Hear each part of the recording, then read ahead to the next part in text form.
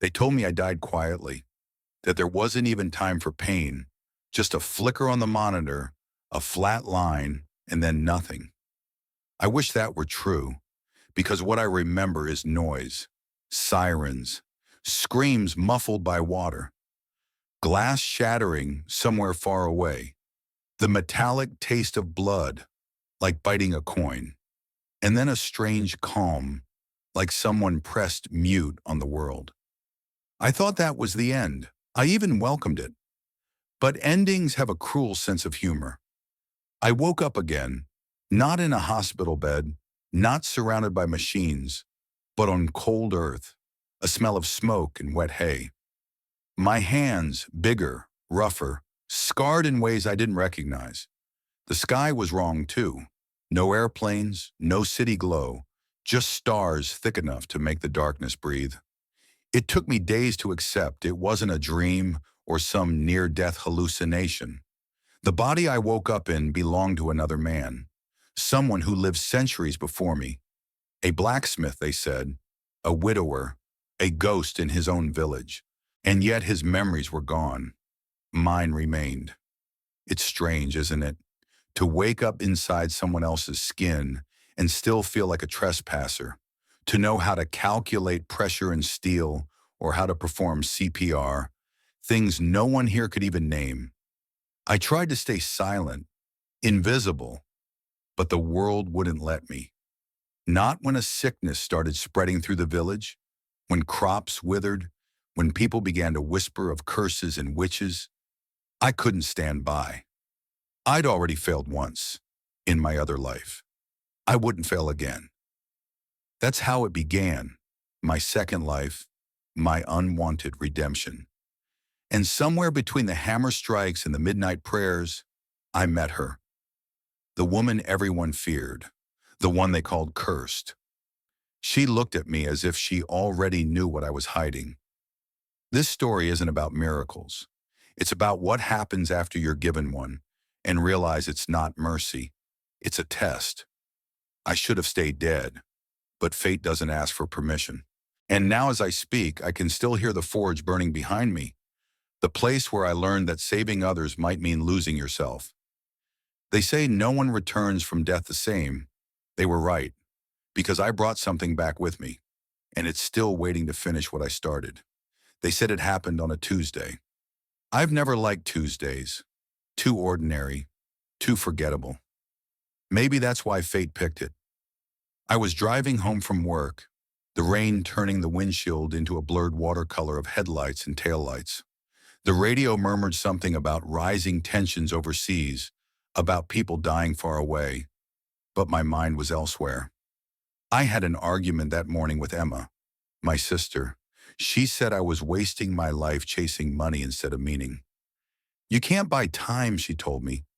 The last message she sent was a simple one. Drive safe. The car ahead of me braked suddenly. I remember the screech, the wheel slipping in my hands. Then the truck. Impact doesn't sound like in movies. It's a deep, collapsing roar, like the world inhaling sharply. Glass burst. Airbags exploded white. Then silence. So still it felt like the world had stopped to listen. My chest wouldn't move. I couldn't feel my legs. I thought I heard someone shouting, but it might have been me. Then everything folded inward. There was no tunnel of light, no choir, no peace. Just darkness thick enough to touch, and a faint hum, like an old fluorescent bulb. I thought maybe I was still alive, trapped in the wreck, waiting for the sirens. But the air didn't smell like gasoline. It smelled earthy, damp. I opened my eyes to see branches swaying overhead, sunlight flickering through leaves.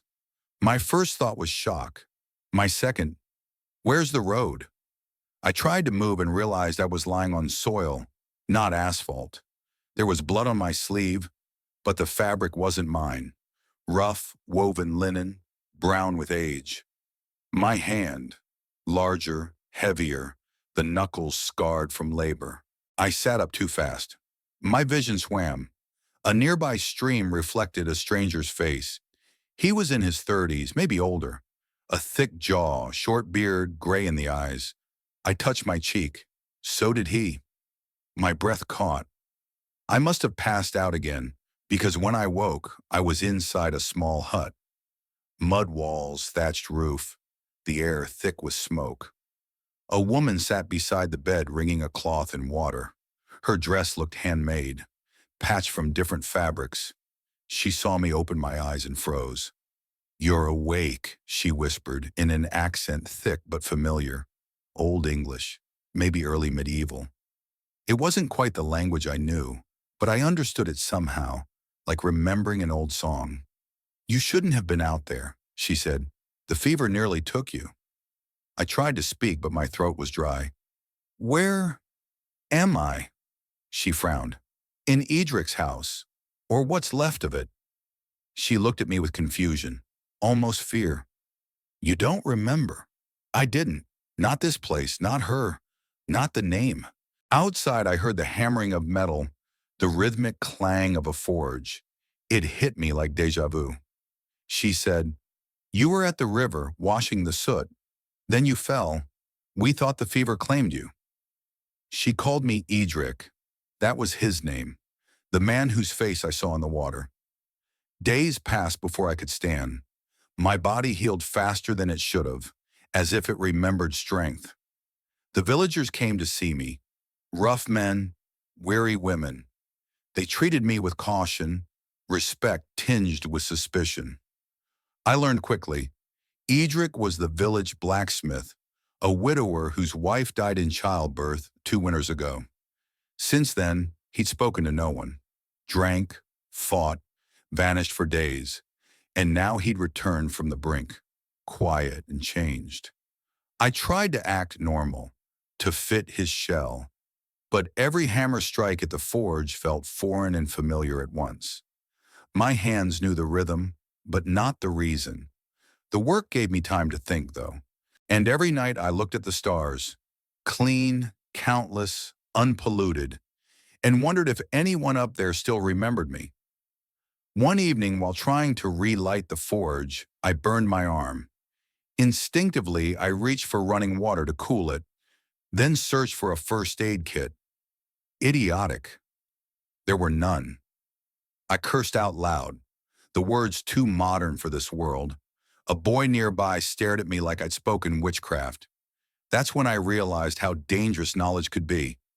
Here, knowing too much could kill you. So I began to hide it. But hiding doesn't come easy when survival depends on memory. When a child cut his hand, I cleaned it with boiled water and cloth. Simple hygiene. But the villagers stared like I'd performed a miracle. The cut healed clean. Word spread. "Edric has the touch," they said. "He spoke to the fever, and it fled." I didn't want their reverence. I wanted answers. How did I get here? Why him? Every night I replayed the crash, the darkness, the waking. Maybe it wasn't an accident. Maybe I was meant to fix something that went wrong in another life. But whose idea of meant to was this? One night, as I worked the bellows, a girl came to the forge. She couldn't have been more than 20, dark hair braided tight, eyes sharp, unafraid. She carried a basket of herbs and looked straight at me. "You should stop working in the dark," she said. "The forge can wait till dawn." "Can it?" I asked, half smiling. "If the world ends before sunrise, your iron won't save it," she said. And just like that, she left. Her name, I later learned, was Alina, the herbalist's daughter. The one the villagers whispered about, the girl who gathered plants by moonlight, whose mother was accused of witchcraft years ago. People kept their distance, but her eyes, they reminded me of someone. Emma, maybe. Or the way Emma used to look at me when she thought I was wasting my time. I should have stayed away. But fate, as I'd learned, doesn't care much for warnings. A week later, a messenger rode into the village. His horse was foaming, his face pale. He spoke of sickness spreading from the north.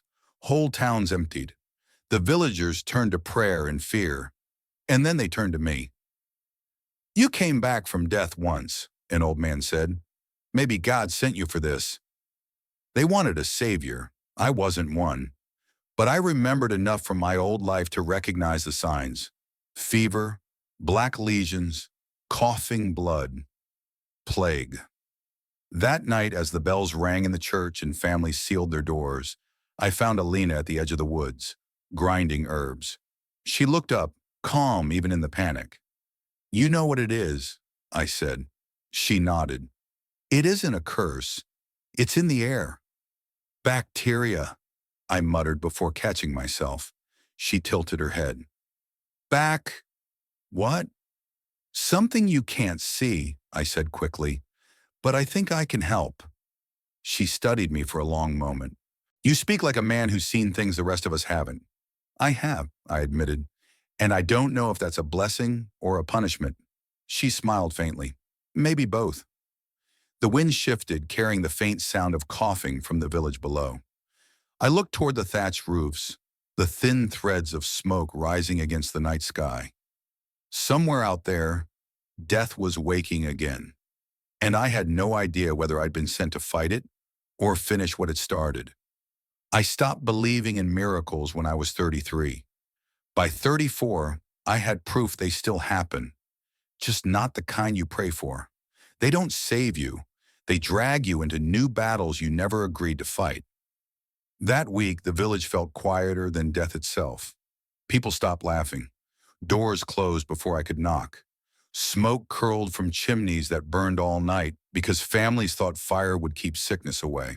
And every morning, another bell rang from the church tower.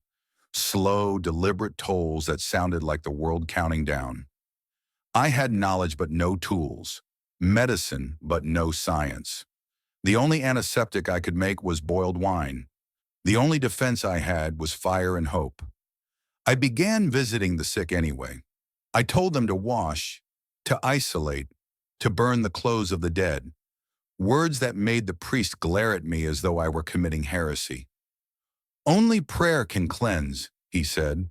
"Fire is the devil's cure." I almost laughed. "Then maybe it's time the devil helped us." He didn't like that. When he left, I found Alina outside the church, watching the smoke rise from another pyre. "They think you're cursed," she said softly. "I'm used to that," I said. "Where I come from, people called it arrogance. Here, it's witchcraft." Her eyes met mine, unflinching. "Maybe it's both." That was the first time I saw her smile. Not a kind one, but sharp, alive. It made me forget, just for a second, how wrong this world felt. We started working together. She knew herbs, roots, poultices, her mother's knowledge passed down in whispers. I knew anatomy, sanitation, basic chemistry. Between us, we built something fragile: understanding. I'd show her how to boil instruments before treating wounds, and she'd teach me which plants soothed the lungs. We saved our first patient on the fourth day. A boy, 12 at most, coughing blood and shaking with fever. I cleaned the boils with salt water, burned his bedding, made him drink boiled nettle tea mixed with honey. The next morning, his fever broke. When his mother fell to her knees before me, I wanted to tell her it wasn't me. It was knowledge, simple, ordinary knowledge where I came from. But I didn't, because here, knowledge was magic, and magic had a price. That night, as Alina and I carried water from the river, she asked, "You speak sometimes of things no one understands. Machines that breathe for men, fire trapped in glass, wagons that move without horses. Are they dreams?" I hesitated. "They were real once. Where I came from." "From the north?" "Further," I said. "Much further." She looked at me for a long time.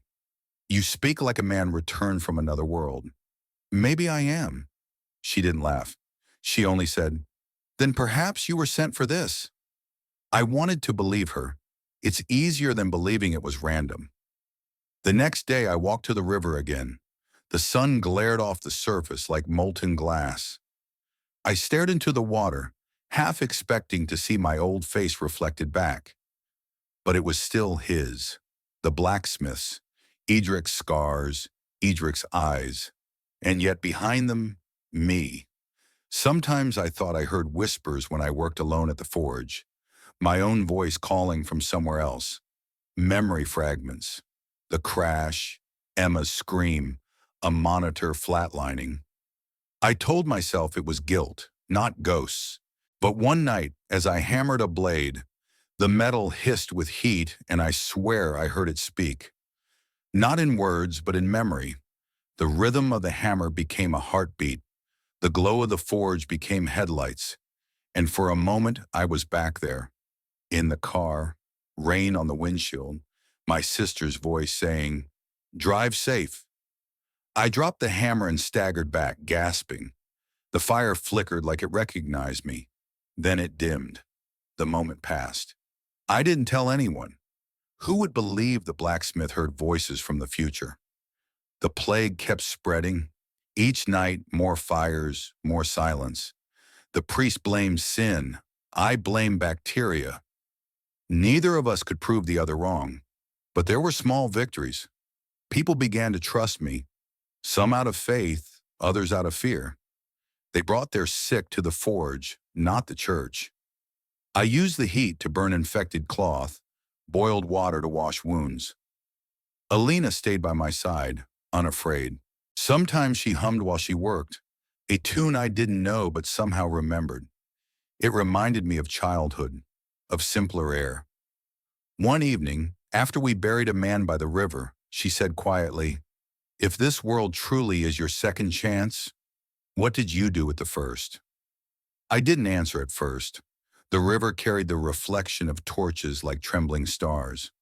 "I wasted it," I said finally. "I spent my time chasing things that meant nothing. I worked so hard to live longer that I forgot to live at all." She nodded, not judging. "Then maybe this is your punishment, or my chance to fix it." The next day, the priest returned with soldiers. They'd heard rumors that I used unclean fire to heal, that I conspired with witches. They took me to the church square, made me kneel before the crowd. "Do you deny," the priest thundered, "that you use sorcery to defy the Lord's will?" "I use water," I said, "and heat, and reason." He raised his hand. "Confess, and you'll be spared." "I already died once," I told him. "What else can you take?" The crowd murmured. The soldiers hesitated. Then from the back, Alina's voice, "If knowledge is witchcraft, then I am a witch too." Gasps. Fear rippled through the crowd. She stepped forward, chin high. I saw in her what I hadn't seen in anyone since my old life. Courage born of compassion. They didn't kill us. Not yet. The priest, perhaps unsure, chose exile instead. "Leave this village," he said. "Take your fire with you." So we left at dawn. The road ahead stretched into mist, the air thick with uncertainty. As we walked, she glanced at me. "Do you regret saving them?"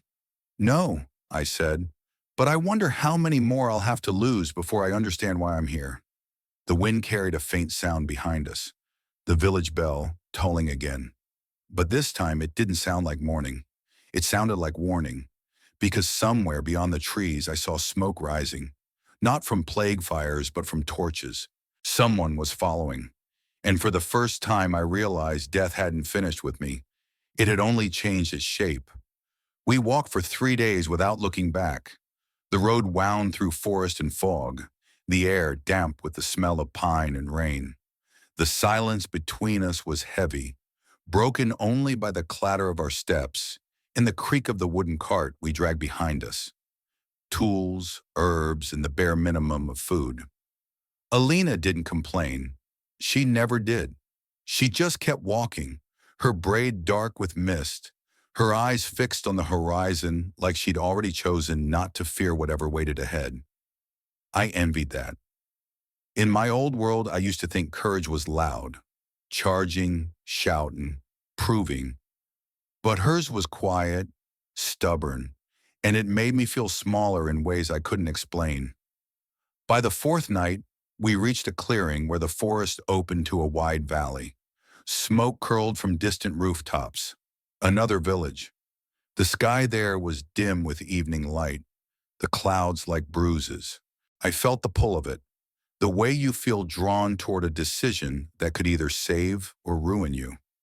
We'll stop there, I said. Elena studied the smoke. They won't welcome strangers. Not now, not with plague behind us. Then we'll give them a reason to trust us. She smiled faintly. You sound like a fool. I've been called worse. We reached the village by dusk. The gate was little more than a wooden arch, guarded by two men in worn leather. Their faces were hollow with suspicion. One stepped forward, spear raised. Name yourselves. Travelers, I said. Seeking work. The other squinted. What kind of work? I gestured toward the tools in the cart. Blacksmith. She's a healer. At that, their expressions shifted. Wariness, then interest. The older one spat to the side. You'll find plenty of sickness here, but the forge has been cold since spring. They let us through, but not without the kind of stare that weighs and measures. The streets were narrow, mud-caked, the houses leaning inward like old men whispering secrets. Smoke leaked from chimneys, but the air smelled of rot. I found the forge easily. It called to me like muscle memory. Rusted tools, half-broken bellows, ashes still clinging to the stones. I spent the night cleaning it, my body moving in rhythm with a life that wasn't mine, yet somehow belonged to me. Alina found an abandoned hut nearby. We made it ours. She brewed teas and poultices. I repaired farming tools. Slowly the villagers began to come, first for their horseshoes, then for their sick. The first child she treated lived. The second didn't. That night, as we buried the boy behind the chapel, I caught myself whispering a prayer I hadn't said since my old life. Not to any god, but to Emma. If you can hear me, tell me what I'm supposed to do with this second chance. No answer. Only rain. A week later, I began noticing something strange. Every time I touched the forge, really touched it, bare hands on the iron, it hummed, a vibration deep enough to feel in my bones. At first I thought it was exhaustion or memory, but one night I placed my palm against the anvil and the sound grew. It wasn't a hum, it was a heartbeat. I pulled back sharply. The glow of the fire flickered, then steadied, and I heard my own voice in the crackle. Not words, but fragments of thought. You shouldn't be here. I stepped outside for air. The sky was moonless, the world quiet. Alina sat near the doorway, sorting herbs. She looked up. You look pale. I think the forge is speaking. Her hands paused mid-motion. You mean the fire? Yes. Or maybe it's me hearing things that shouldn't exist. She tilted her head. Maybe both. I almost laughed. You're too calm about this. She smiled faintly. When your whole life people call you cursed, you stop being surprised by strange things. The next morning I went back to the forge. I needed to prove I wasn't losing my mind. I struck the hammer once. The sound echoed, not just metal, but something beneath it, a rhythm that matched my own pulse. I closed my eyes and let it guide me. In that sound, I saw flashes, images too fast to hold. The crash, the headlights, Emma's voice saying my name.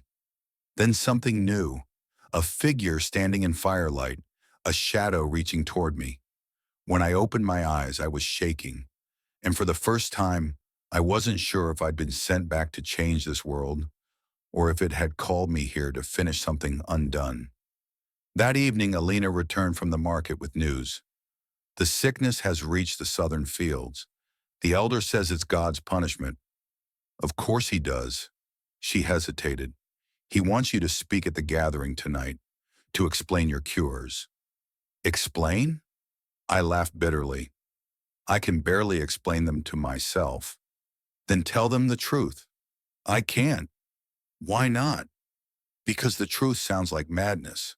She didn't argue, she just said, sometimes madness is what faith becomes when it's honest. That night, the villagers gathered in the square. Torches lined the path, faces half lit, half shadow. The elder, a tall, thin man with a voice like dry bark, asked me to speak. I stepped forward, heart pounding. You all think this sickness is a curse, I said. But it's not. It's something that lives in the air, in the blood. It spreads when we touch, when we bury the dead without care. It can be stopped if we burn the infected, clean the water, boil the tools. Murmurs rose. Fear flickered like wind through fire. A woman shouted, "How do you know these things?" "I've seen them before," I said. "In another place, another life." The elder's eyes narrowed. "So you are a prophet?" "No." "Then what are you?" I hesitated. The truth pressed against my throat like a blade. "A man who died once and woke up too soon." Silence. Then laughter. Nervous, mocking. Someone threw a stone. Another shouted, "Witchcraft!" Alina stepped beside me. "He saved your children," she cried. "Would you rather believe lies than live?" The crowd hesitated. The elder raised his hand, silencing them. His gaze on me was sharp but uncertain. "If what you say is true, then prove it. Tomorrow you heal the fevered boy at my house. If he lives, we'll believe. If not—" He didn't finish. He didn't need to. When the crowd dispersed, Alina whispered, "Can you do it?" "I don't know," I said, "but I'll try." That night I returned to the forge. The fire was low, the coals breathing faintly. I placed my hands on the anvil and whispered, "If there's something you want from me, tell me. I can't keep guessing." For a long time, nothing. Then a faint sound, metal on metal, though I wasn't moving. A shape formed in the smoke, a circle with lines crossing through it, like an old alchemical symbol. It pulsed once, then faded. I didn't sleep. By morning, my decision was clear. I'd stopped running from death once. I wouldn't start now. The elder's house was the largest in the village, though that wasn't saying much. The roof sagged, the walls leaned, and the smell of sickness hit me before I even crossed the threshold. Inside, the air was thick, warm, sour, heavy with the breath of fever. The boy lay on a straw mattress, his skin slick with sweat, lips cracked and blackened. Every breath was a tremor. His mother knelt beside him, whispering prayers that stumbled between hope and despair. When she saw me, she flinched. "You bring the witch's fire," she said. I didn't answer. I just set down my tools, a pot of boiled water, clean rags, salt, and a pouch of Alina's herbs. Simple things, primitive yet powerful when used with care. The elder stood in the corner, arms crossed. "Do your work," he said, "but if the boy dies, you'll burn with him." Fair enough. I knelt beside the child and took his wrist. His pulse was fast, frantic, a body fighting itself. I spoke quietly to him, even though he couldn't hear. "Hold on, kid. I've seen worse. You can make it." Alina moved beside me, steady and sure. We worked in silence. She ground herbs into paste while I cleaned the boy's sores with salted water, ignoring the gasp behind me. When I pressed a cloth to his skin, he screamed and the mother cried out, "You're hurting him." "I'm saving him," I said without looking up. Hours passed. Sweat soaked my shirt. My arms trembled. But when dawn came, the boy's breathing slowed. The fever broke. I watched his chest rise steady and even. Alive. The elder stared. "What? What did you do?" "Cleaned him," I said simply. "That's all." He sank to his knees, half awe, half terror. "Then it's true, you were sent." "I wasn't sent by anyone," I said. "Just trying to make things right." But the words meant nothing. By sunset, rumors spread faster than the sickness itself. People came to the forge with offerings. Bread, candles, prayers. Some touched my hands as though I carried holiness. Others avoided my eyes, afraid to meet what they didn't understand. Alina warned me. "You're walking a thin line," she said one night as we sat by the dying fire. "Today they praise you, tomorrow they'll fear you again." I knew she was right. Faith built on fear burns fast. Still, I kept working. We taught villagers to boil their water, to wash before eating, to burn what the dead had touched. Slowly, the sickness began to fade. The air felt cleaner. The bells tolled less. For a brief moment, I thought maybe, just maybe, I'd done what I was meant to do. Then the soldiers came. They arrived at dawn, iron armor shining like a threat. Their banner carried the crest of the king, a golden stag pierced by arrows. I'd seen that symbol once in a history book, though I couldn't remember where. The captain dismounted, his voice hard. By order of His Majesty, all who practice forbidden arts or spread unrest among the people are to be taken for judgment. The elder tried to speak, but the captain's gaze fell on me. You're the blacksmith they call the man who died and lived again? I'm a man who works iron, I said. Then you'll forge your own chains, he replied. Before I could move, two soldiers grabbed me. Alina shouted, trying to reach me, but one struck her down. I struggled, but they were stronger. The captain leaned close. The crown doesn't like miracles that aren't its own. They took me south toward the king's fortress. The road was long, the air biting. At night when the soldiers slept, I stared at the stars and wondered which world I belonged to anymore. The old one that killed me, or this one that refused to let me die. When we reached the fortress, I was thrown into a stone cell that smelled of rust and damp earth. My wrists bled from the ropes. Outside, I heard distant laughter. Noblemen drinking, feasting, blind to the rot in their kingdom. Days blurred. Hunger became a dull ache. Then one morning the captain returned. The king will see you. They dragged me into a hall lined with banners and candles. The king was younger than I expected. Maybe my age. His hair was black, his expression cold. He looked at me with curiosity, not cruelty. They say you return from death, he said. Is it true? Yes, I answered, but not by choice. He smiled faintly. Few men ever admit that. He rose and stepped closer. They say you heal sickness, that you use fire and water to cleanse bodies, that you defy priests and teach peasants to think. Thinking shouldn't be a crime, I said. He studied me for a long time. Perhaps not. But knowledge without order becomes rebellion. The church fears you. The nobles whisper about you. Tell me, are you a threat to my crown? No, I said, but the plague is. If you let ignorance spread, it'll kill more of your people than any war. For a moment, something flickered in his eyes. Then he said, You speak like a man who's seen too much. I have. He turned away. You'll stay here until I decide what to do with you. When the guards led me back to the cell, I caught sight of a familiar figure in the corridor. Alina. Her hands were bound, her face bruised, but her eyes met mine with that same unshakable calm. I whispered, They took you too. She nodded. They said I poisoned the wells. Of course they did. That night I couldn't sleep. I pressed my hand to the wall and felt the faintest vibration, the same hum as the forge. My heart raced. I closed my eyes and listened. The hum grew louder, shaping itself into words. A voice I hadn't heard since before the crash. You're not done yet. I froze. Emma. No answer, just the echo of my name fading into silence. By dawn, I made a decision.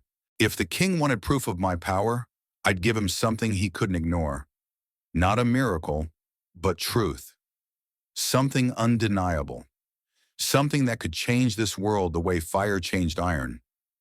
But truth, like fire, doesn't always stop where you want it to.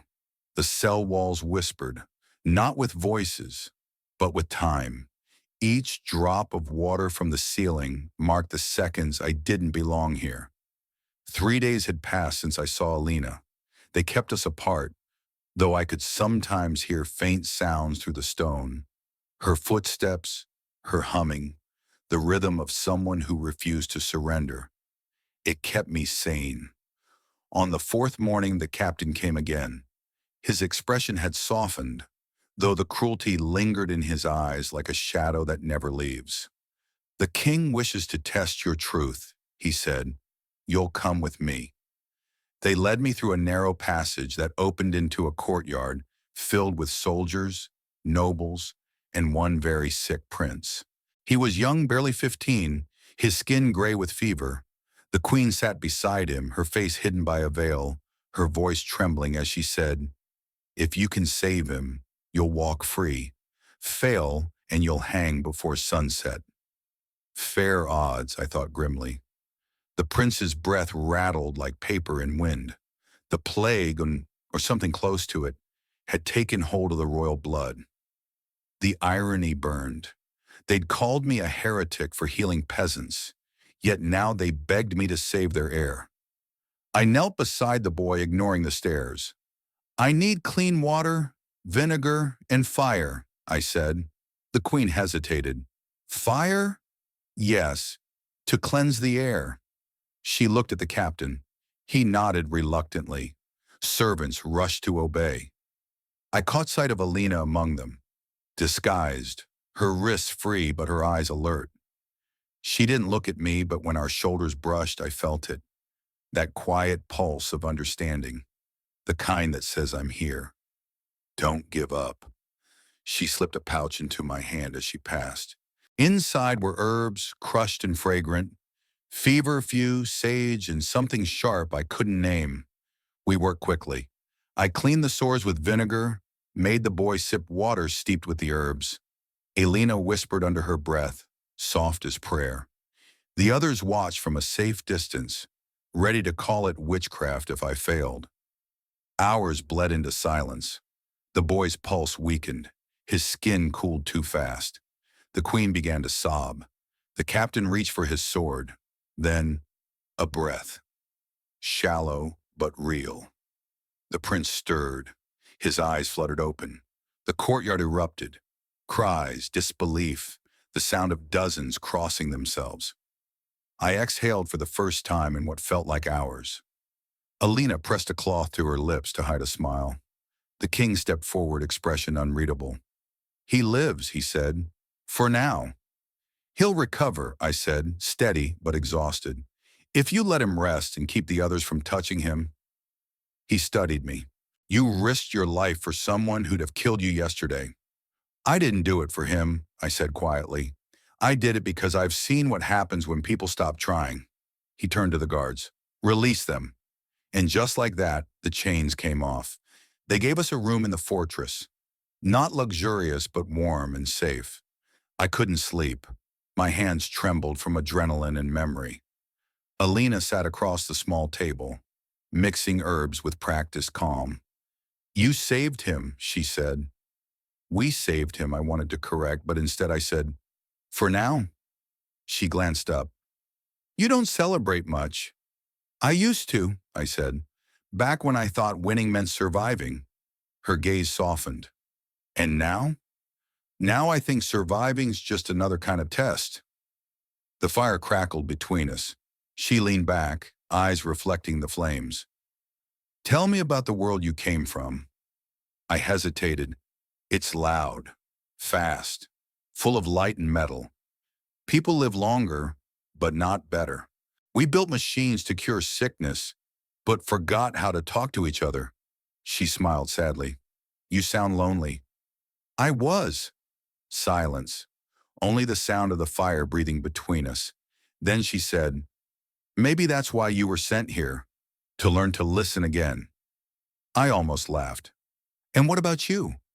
Why are you here?" "To remind you not everything can be fixed with logic." I wanted to say something clever, but the truth lodged in my throat. She wasn't wrong. For all my knowledge, she carried something I couldn't define. A kind of strength that came from believing, even when reason failed. The next morning, the king summoned us again. He met us in the garden, the air sharp with dew. "The prince improves," he said. "You've done what no physician could. I should reward you." I waited for the catch. It came swiftly. "There's unrest in the north," he continued. "Villages dying, crops rotting. My men say it's the same sickness. I want you to go there. Cleanse it. It wasn't a request. Alina looked at me. If we refuse, he smiled thinly, then you'll hang after all, not as heretics, but as deserters. So that was our reward. Another plague, another test. We left that evening, escorted by a handful of soldiers. As the fortress faded behind us, Alina said, "You could have stayed. You had your freedom." "I don't think I ever had it," I said. "Not since the day I died." We reached the northern villages 2 days later. The stench of decay met us miles away. Fields blackened, rivers choked with ash, bodies burned in shallow pits. The few survivors looked at us with hollow eyes. I taught them what I could: isolation, clean water, fire. But the sickness here was different, faster, crueler. It spread before I could stop it. Even Alina began to weaken, coughing through the nights but refusing to rest. "You need to stop," I told her. "And let them die? If you die too, who will they have left?" She smiled faintly, lips pale. "You maybe. Not enough." The truth stung. One night as she slept beside the dying fire, I watched her. The way her chest rose in shallow rhythm. The way her hands still clutched the pouch of herbs, even in sleep. I felt a pull I hadn't allowed myself to feel since Emma died. Not love, not yet, but the beginning of something human, something dangerous. I reached to touch her hand but stopped myself. Outside, wolves howled in the distance. The wind carried the scent of rain, and something else, smoke. When I stepped outside, I saw torches moving across the ridge. Dozens. The villagers were coming, not for help, but for vengeance. They thought we'd brought the sickness. I turned back toward the hut, where Alina slept, unaware. This world didn't want to be saved, but I wasn't ready to lose it again. The mob's torches looked like a river of fire crawling down the hillside. The light danced across the wet grass, bending and flickering like it couldn't decide whether to burn or retreat. The rain had stopped hours ago, but the smell of smoke still hung heavy, sharp with pitch. Alina was awake now. She sat up, pale but steady. "They're coming." "They think we brought the sickness," I said. "We cured half their village, and they still want blood." She gave a small, bitter smile. "Fear doesn't need reason. It just needs a target." I gathered what we could: the herbs, my tools, the few notes I'd carved on scraps of wood. Knowledge. I'd risked my life for it once already, and I wasn't going to let it burn in the hands of people who didn't understand it. The first torches reached the edge of the field. Voices rose, angry, scared, desperate. I saw the glint of a crossbow. "Back inside," I said. "No," she said simply. "If they see me hide, they'll think we're guilty." "Alina, please." She was already walking toward them, her cloak flaring behind her like a shadow with its own will. I followed, heart hammering. The air buzzed with tension. That strange electric stillness before chaos begins. The man leading them, the farmer whose son we'd failed to save, stepped forward. His face was carved with grief and rage. "You lied to us," he said. "You said you'd stop the sickness, but it's worse. My boy's dead because of you." "I tried to help him," I said. "You saw what we did. I saw you burn his sheets. I saw you boil his blood. That was to stop the spread." "Witchcraft," he spat. "You and your cursed woman brought this." The crowd roared in agreement. Alina raised her hands, calm but firm. "The sickness isn't a curse," she said. "It's the same that killed your cattle and blackened your fields. The water—" "Silence!" he shouted and raised the crossbow. Time fractured. I remember the sound of the strings snapping, the hiss of the arrow. Then instinct. I moved before I thought. The arrow hit me, not deep, but enough to tear through my side. The world tilted. Alina screamed my name. The mob hesitated. I fell to my knees, clutching the wound. warmth spreading through my fingers. Somewhere far away, thunder rolled. Or maybe it was the forge again, calling. I don't remember what I said next. Maybe nothing. Maybe everything. But I do remember the fire. Not from their torches, from mine. The forge in the hut had never gone cold. Somehow it roared to life on its own. The villagers turned as the door burst open, flames licking the frame, but not consuming it. A heat like judgment filled the air, and every spark seemed alive. For a moment I saw faces in the flames. Human, familiar, my own, Emma's, the blacksmith's, 1,000 echoes of the lives I might have lived. The mob fell silent. The farmer dropped his weapon. Alina knelt beside me, pressing her hands against my wound. "What is that?" she whispered. "I don't know," I said, though I did. Deep down, I knew. The fire had followed me here, or maybe I had never left it. When I woke again, we were far from the village. The soldiers who'd once escorted us had returned and dragged us out before the mob could finish what had started. My side was bandaged.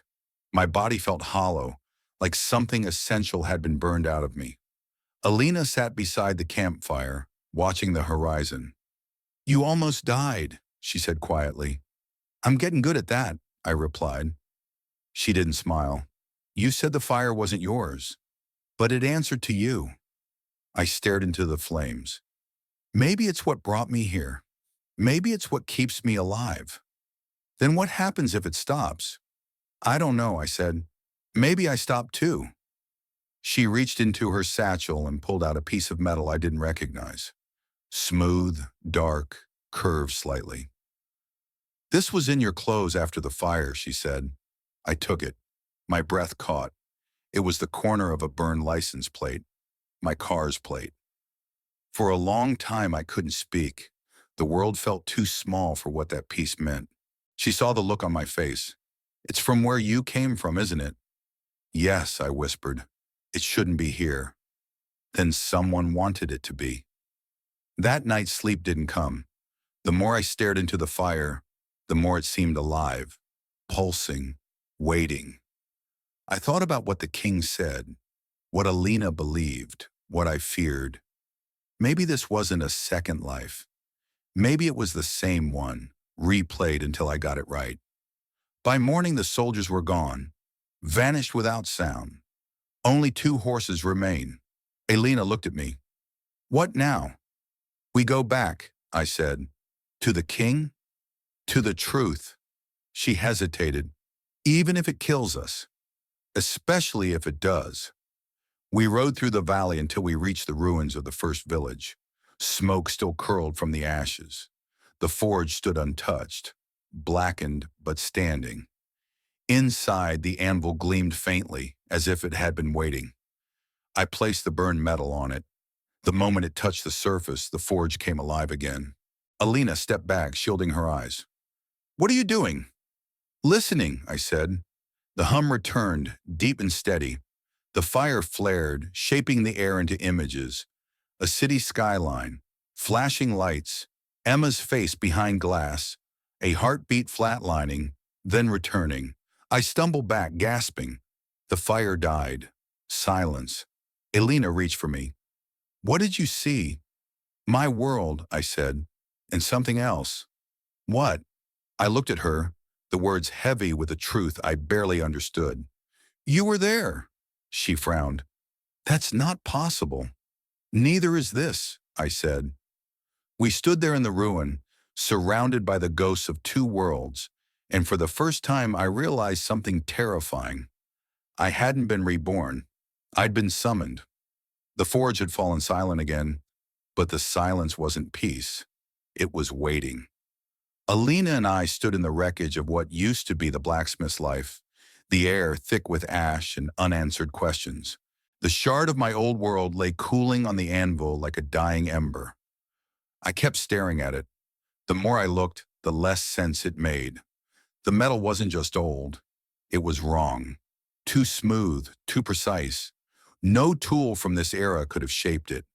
Yet there it was, humming faintly like a voice I couldn't quite hear. Alina broke the silence. "You said I was there," she said softly, "in that vision." I nodded. Before the crash, the night it happened, I was driving. I remember headlights, rain, and there was someone in the crosswalk. Her eyes flickered. Someone? I swerved. I thought I missed her, but I saw her face just for a second. I thought maybe I dreamed it after, but now I swallowed. It was you. She took a step back, eyes wide. That's impossible. I know, I said, but it was you. You look the same, not similar, not a resemblance. You. Her hand trembled around the pouch of herbs she always carried. Maybe you're mistaken. Maybe, I said. Or maybe we've met before, just not in the same lifetime. We didn't speak for a while. The fire had burned itself out completely, leaving only embers that pulsed with faint orange light. The wind outside picked up, carrying the smell of wet soil and distant thunder. She finally said, "If what you saw is true, then why here? Why now?"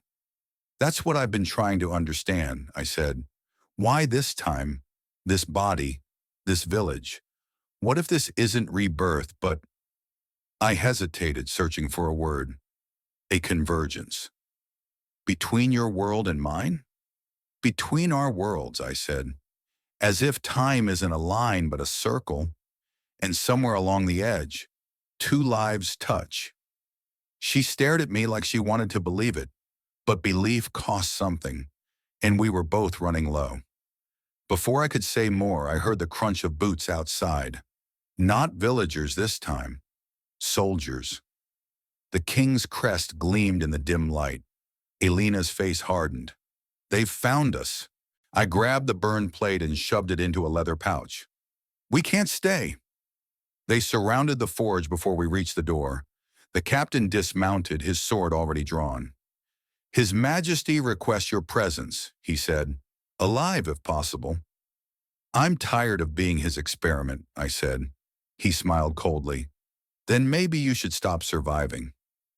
Before he could move, Alina stepped forward. "He's done nothing wrong." The captain's gaze lingered on her. "You're the witch, aren't you? The one who speaks to fire." Her chin lifted. "If that's what you need me to be—" Something in his face shifted.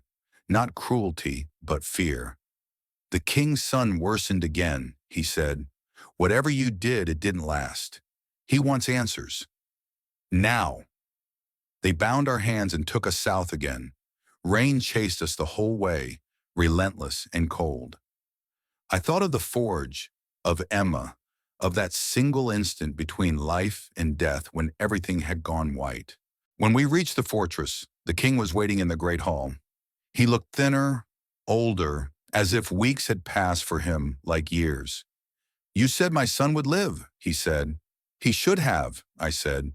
"If they kept him isolated, if they burned." He cut me off. "Do you think I'd let the heir of my blood rot in fire and smoke? You let hundreds do it." The captain struck me with the hilt of his sword. Pain exploded across my jaw, and I fell to my knees. The king turned to Alina. "And you? You claim to heal through faith and herbs. Perhaps you've poisoned him instead." She didn't answer. She only looked at him, calm and unbroken. "If you kill us, you'll never know the truth." The king's expression tightened. "Then speak it." Alina glanced at me, then said, "He came from another world." The hall fell silent. The king stared, then laughed. The brittle laughter of someone pretending not to believe what terrifies him. "Another world? Do you think I'm a fool?" "I've seen things," she said. "Things that cannot belong to this time. The fire obeys him. Metal follows his command. And he speaks of sickness as if he's seen it before." The king turned back to me. "Is that true?" "Yes," I said. "And it's killing your son because you won't listen." He drew his sword. The sound cut through the hall like thunder. "Then tell me, prophet, if your knowledge is so divine, Why are you still bound by death like the rest of us? Because I'm not here to escape it, I said. I'm here to understand it. He hesitated, just long enough for a cry to echo down the corridor. A guard burst through the doors. Your Majesty, the prince, he's gone. The king froze. Gone? The guard's voice shook. He vanished, sire. His bed was empty, his window open, but the ground below was untouched. The king turned to me, eyes wide. Where is he? I shook my head. I don't know. But I did. Deep in my bones, I knew. That night, they locked us in separate cells again. I sat in the dark, listening to the rain drum against the stone. Then, a faint voice from beyond the wall. Edric. My breath caught. It wasn't Alina. It wasn't a guard. It was a boy's voice. Who's there? The prince, it whispered. You said you'd save me. I tried, I said. Where are you? Nowhere, he said. Everywhere. The torches outside flickered. The air turned cold. What do you mean, I asked. You didn't die, he said. Not all of you. The fire took the rest. I pressed my palm against the stone. The hum returned, the same vibration I'd felt at the forge. And through it, I heard Emma's voice again, faint but certain. Find the one who remembers. The sound faded. The boy's voice was gone. When the door opened at dawn, Alina stood there, the captain behind her, pale and trembling. The king's dead, she said. I stared at her. What?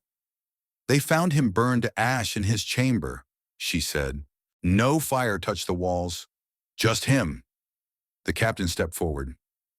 He was cursed, he whispered. Your fire did this. I shook my head. No, something else did. Something that followed me here. Alina's eyes met mine. Then whatever it is, it knows you. I looked past her to the horizon, where the first light of dawn bled through the rain. Not just me, I said quietly. It knows us. The fortress felt different after the king's death. Quieter, heavier. Not the silence of mourning, but of fear. Servants whispered in corners. Soldiers crossed themselves whenever they passed me. Even the air carried that strange, charged weight that comes when everyone's pretending the world still makes sense. The captain had no orders now. He didn't know whether to arrest us or guard us, so he did both. Alina and I were confined to the West Tower. It overlooked the valley, the same one where I first woke up in another man's skin. From the window I could see the fields stretching for miles, dotted with the faint glow of village fires. I thought of the forge, the hum, the voice of the prince, Emma, all the echoes bleeding into one another until I couldn't tell where my life ended and this one began. Alina sat on the floor, mixing herbs, her face unreadable. They think you killed him, she said. I didn't, I answered. At least, I don't think I did. She looked up sharply. You don't think? There's something moving through me, I said quietly. Something that shouldn't exist. Every time the fire calls, I hear my old world. And every time I answer, something answers back. She stood and came closer. You think this thing killed the king? I think it's trying to finish what it started. And what is that? To burn everything I couldn't save. For a long moment, neither of us spoke. The wind howled through the cracks in the tower. Below, the courtyard filled with voices, soldiers preparing to flee, priests muttering about divine punishment. The world was fracturing again, just like before. That night I woke to footsteps outside the door. A key turned. The captain entered, torch in hand. His face looked different, not cruel but hollow. You need to leave, he said. What? The queen's ordered your execution at dawn. She believes you cursed her husband. Alina moved beside me. And you? He hesitated. My son lives because of you. I owe you that much. He tossed me a small pouch, coins, a dagger, and a folded scrap of paper. This will get you through the forest. After that, you're on your own. We escaped through the servant tunnels beneath the fortress. The air was thick with mold and memory. When we finally reached the forest edge, the moon hung low and red, like an open wound. We didn't stop until morning. My side ached where the arrow had struck weeks ago. The wound had healed, but something beneath it pulsed, faint, warm, alive. We built a small fire and sat in silence. Alina opened the pouch, spreading the coins on the dirt. Then she unfolded the scrap of paper. It was a map, hand-drawn, rough, but detailed enough to show the northern mountains. A mark circled one peak. "What is that?" she asked. I took it from her. "I don't know, but it feels familiar." "You think it's where the fire came from?" "Maybe." She studied me for a long time. "If we go there, what then?" "Then I'll end this," I said. "And if ending it means losing yourself, then that's what it takes." Her hand closed over mine. "You can't keep trying to save everything alone. You'll break." "I already did," I said softly. "That's why I'm here." We rested for a few hours. When I woke, the fire was cold, and Alina was gone. Panic hit like lightning. I searched the clearing, calling her name. No answer. Then I saw it. Footprints leading deeper into the forest toward the north. She'd taken the map. I ran after her, branches tearing at my clothes. The forest grew darker, denser, the air charged with that same metallic hum I'd felt at the forge. When I finally found her, she was standing before a clearing where the ground glowed faintly beneath the soil, veins of molten light running like rivers under glass. She didn't turn when I approached. "You were right," she said. "It's alive." The air vibrated, the hum rising into a low, resonant chord. The ground trembled. And then from the center of the clearing, the earth split. Flames burst upward, but not ordinary ones. These burned without smoke or heat, flickering in colors I couldn't name. Inside the light, shapes moved. Cities, faces, machines, memories. My world bleeding into hers. I stepped closer, shielding my eyes. "It's a rift," I said, "between the worlds." Alina's voice shook. "It's beautiful." "It's dangerous," I said. "We need to close it." She turned to me, tears glinting in the strange light. "If we close it, you'll never go back." "I was never meant to." "Yes, you were. That's why you were brought here. To remember what you lost." I shook my head. "No, I was brought here to fix what I broke." She stepped closer. "You think this fire is evil, but maybe it's just what's left of you. The part that refused to die." I didn't answer. The light pulsed, faster, brighter. The ground cracked wider. I could feel the pull now. Gravity bending, calling. I reached for her. "We have to destroy it." She hesitated. "And if it destroys you, then you'll have to let me go." She didn't move.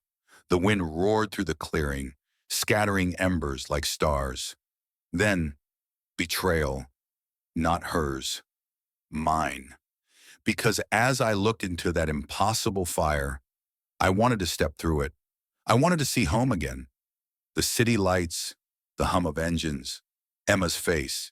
I took a step forward before I realized she'd grabbed my arm, holding me back. "Don't," she said. "Please. I can end this. Or repeat it." Her grip tightened. "If you go, I go too." The light flared, engulfing us both. I shouted her name. The ground split beneath us. The last thing I saw was her eyes. Terrified, defiant, before everything went white. When I woke, I was alone. The clearing was gone. The rift, the fire, everything vanished. Only a circle of scorched earth remained, and beside me, half buried in the dirt, was her pouch of herbs. I dug until my hands bled, but she was gone. The sky began to rain ash, slow and silent. I looked down at the burned earth and whispered, "You said not everything can be fixed with logic." The wind answered like a sigh. Then faintly from somewhere beyond hearing, A voice I knew. You haven't lost her. You just haven't reached her yet. The ash kept falling for days. It settled on my skin like dust from another century, coating everything in a dull gray quiet. The forest was gone, burned or erased. I couldn't tell which. Where the rift had opened, the ground was glass now, smooth and black as obsidian, reflecting a sky I didn't recognize. Alina was gone, or maybe she wasn't. Every time I closed my eyes, I heard her voice in the echo of the wind. If you go, I go too. And she had. I wandered north for what felt like weeks, though time meant nothing here. Villages were empty, the roads overgrown. The world looked, paused, as if someone had forgotten to hit play. Sometimes I caught glimpses of my old life. A car reflected in a puddle, the hum of city traffic buried under the wind. Once I saw a figure standing in the distance that looked like me or Edric, hammering at an invisible forge. I didn't approach. Some truths shouldn't be met too soon. At night I dream of the fire, not the one that burned, but the one that spoke. In the dream the flames formed shapes. People I knew, people I'd lost. Emma's voice always came last. You brought it with you. The fire wasn't sent to test you. You created it. When I woke, the words stayed. Created it. I found shelter in a ruined chapel on a cliffside. Its windows were shattered, its altar broken, but the stone wall still held against the wind. I built a small fire and sat before it, watching the light flicker across the floor. That's when I noticed the carvings, faded symbols etched into the stone around the altar. Circles, lines, patterns, the same one I'd seen in the forge, drawn by the smoke. I brushed off the dust and saw words beneath them, written in an ancient script. But I didn't need to translate it. I understood it. Somehow the meaning was already there, waiting. Those who carry the light cannot escape its shadow. It wasn't prophecy, it was memory. I knelt there for a long time, piecing together fragments of thought. My accident, the moment before impact, the fire that took me, and then finally it clicked, not like revelation, but like guilt finally finding its shape. The accident wasn't random. I'd caused it. I wasn't just the driver. I was the reason Emma died. The memory hit hard. I'd been speeding, arguing with her on the phone, angry over something small, a distraction, a light, a voice, then headlights, brakes, glass. She didn't make it. I did, but part of me didn't want to. That was the real fire. Not a curse, not divine punishment. It was my own unfinished remorse burning through time and matter until it found somewhere to land. I hadn't been reborn. I'd been reconstructed, rebuilt from guilt, scattered across centuries. And Alina? My breath caught. The face I'd seen in the crosswalk that night. The woman I thought I'd swerved a miss. It hadn't been a stranger. It had been Emma. Or maybe what Emma became. Her soul, reshaped, sent here, like me. We'd both been thrown into this world, not as punishment, but as a second attempt, to see if forgiveness could survive in the hands of people who didn't know who they were. The thought gutted me, because if that was true, then Alina wasn't gone. She was still here, just on the other side of the flame. I stood and walked to the cliff edge. The wind howled from below, carrying a faint shimmer of light, like heat rising from stone. I could see it again, the rift not fully gone, just dormant, pulsing beneath the earth like a buried heart. I had one chance left. I walked back into the chapel, tore a strip of cloth from my shirt, and wrapped it around my arm. Then I reached into the fire. Pain didn't come. Not this time. Instead, warmth spread through me. Not burning, but remembering. Images poured into my head. Alina at the forge, her hands covered in soot. Emma laughing at a cafe window. Both of them turning to look at me with the same eyes. They weren't two people. They were one. She had always been following me, across every life, every flame, every mistake, and every time I'd failed to save her, the fire started again, until it burned a hole through time big enough for both of us to fall through. I finally understood what the voice had meant. Find the one who remembers. It wasn't about God, destiny, or redemption. It was about recognition, about seeing the person you destroyed and realizing they never stopped trying to reach you. I took the burned metal plate from my bag, the piece of my old car. I set it on the altar and whispered, "I remember." The fire rose higher, golden now, soft and soundless. The world bent around it, the chapel, the cliffs, the air itself. Through the light, I saw her, Alina, standing on the other side, her face calm, eyes full of tears that didn't fall. "Emma," I whispered. She smiled faintly. "You took long enough." "I didn't understand." "You weren't supposed to," she said. "You just had to try." "I tried and failed." "You lived," she said. "That's all I ever wanted." I stepped toward the light.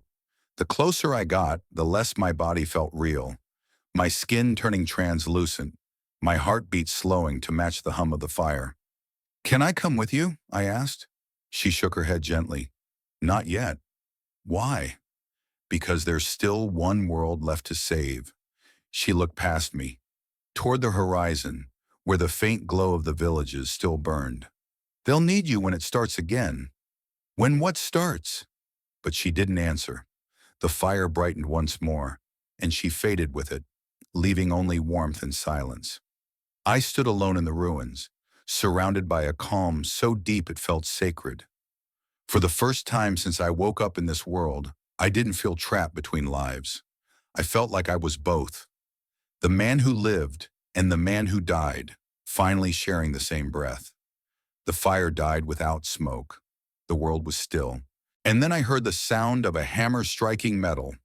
Once, twice, echoing from far below the cliffs. The forge was alive again. It was calling. Morning came slow, almost reluctant, the kind of dawn that doesn't announce itself but just leaks into being. Mist crawled over the cliffs, and the ocean below roared like something ancient remembering its name. The forge's call came again, distant, rhythmic, patient. One strike, two, three. I followed the sound, down the broken steps of the chapel, through the wet grass to the narrow path that cut along the cliff's edge. The further I went, the stronger the heat became. Not scorching, but steady, like a heartbeat guiding me home. When I reached the base of the cliff, I saw it. The old blacksmith's workshop, rebuilt in stone, its door open, its forge alive. I hadn't built it. I didn't need to.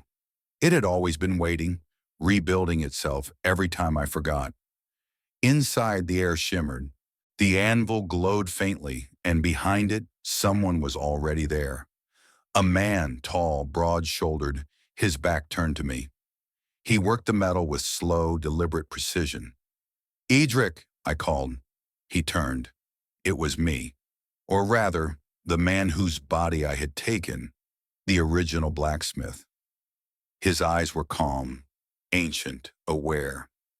"You've carried my fire well," he said. His voice was deeper than mine, but familiar, resonant, like the echo of a memory.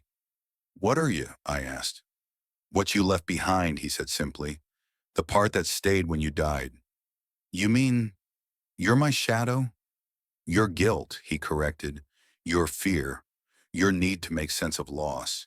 You couldn't bury it, so you forged it into something new." He set down the hammer. The metal on the anvil pulsed. Not red, but gold, alive. "This world," he said, "isn't past or future. It's between. Every man who dies with unfinished hands finds his way here. Every woman who dies forgiving him waits on the other side." I felt my chest tighten. "Alina," he nodded. "She's waiting, but not for you to die, for you to forgive yourself." I stepped closer. "She's Emma, isn't she?" She was, she is, she always will be. Time doesn't change love, only the shape of it. The forge's light flickered, and for a moment I saw her there. Alina's face, Emma's smile, both the same, both shining through one another like reflections on water. I hurt her, I said. I killed her. You lived, he said. That was the point. He gestured toward the anvil. Finish what we started. I looked down. The metal on the anvil wasn't just iron. It was molten memory, liquid gold shifting through images. The car crash, the village, the plague, her hand in mine, her face fading in the light. What am I forging? I asked. A bridge, he said, between the world that was and the world that can be. I picked up the hammer. It was warm, not from fire, but from life. My arm felt heavier and lighter at once. When I struck the metal, sparks burst upward, each one forming a face, a voice, a moment I'd lost. Every blow sent something old away, something human returning. Strike. Emma's laughter. Strike. Alina's defiance. Strike. The king's fear. Strike.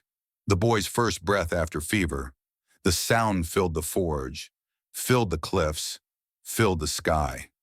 When the last strike fell, the metal cooled into a perfect circle, a ring, simple and unadorned. The old blacksmith nodded. Every fire needs a shape to rest in. I held it in my hand. And now, he smiled, now you live. The forge dimmed. The cliffs faded. The world turned white again. The same white I saw in the crash, in the rift, in the flame. Then air, real air. I opened my eyes to a sound I hadn't heard in what felt like centuries. Machines, monitors, beeping. I was lying in a hospital bed. My hand was wrapped in gauze. My chest ached. A nurse shouted for a doctor. Lights flashed above me. Welcome back, someone said. I turned my head. A man in scrubs stood there smiling in relief. You've been in a coma for 7 minutes, he said. Thought we lost you. 7 minutes. It felt like a lifetime. They left me to rest. I stared at the ceiling, trying to breathe in the quiet.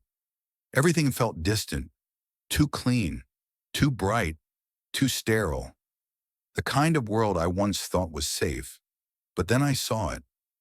On the bedside table, beside the folded sheets and the plastic cup of water, a small, unmarked ring, plain gold. I didn't wear jewelry. I didn't own anything like it. When I picked it up, it was warm. For a moment, I swore I smelled smoke. Outside the window, the sun rose, the same way it did over the cliffs, slow and reluctant, as if it too remembered something it couldn't explain. I closed my eyes and whispered, "Thank you." And somewhere, maybe in a world of fire, maybe just inside my chest, I heard the faintest voice. You finally learned to listen. Weeks passed. They told me I'd survived a car crash, that no one else had been found at the scene. But sometimes when I drive at night, rain tapping against the windshield, I see her, walking ahead, calm, unafraid, turning her head just before the headlights reach her. She smiles, and for the first time I don't swerve. I keep driving, toward her, toward the road, toward whatever comes next. Because I've learned something about death. It doesn't end you. It remakes you, one heartbeat at a time. And if you listen closely, you can still hear the hammer, steady, eternal, shaping the soul back into light.